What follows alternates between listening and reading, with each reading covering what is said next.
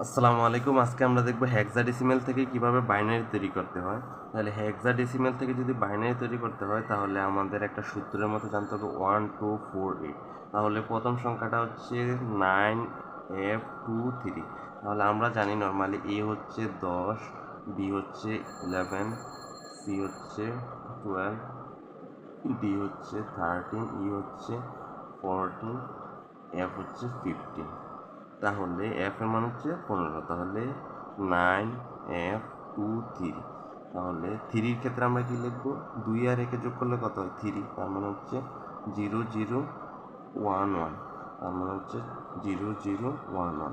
তারপর 2 এর ক্ষেত্রে কত হবে? শুধু 2, 00। 2 এর ক্ষেত্রে 2 এর মধ্যে শুধু 1 হবে, বাকিগুলো 0, 0010। তারপর হচ্ছে এফ, এফ মানে কত? 15। 15 কত? 8 যোগ 4, তার মানে হচ্ছে 12 যোগ 2, 14 একে 15, মানে সবগুলাই 11 হবে। তারপর হচ্ছে 1111। তারপর হচ্ছে 9, 8 আর একে 9, তার মানে হচ্ছে 8 0 0 9, তার মানে হচ্ছে 1001।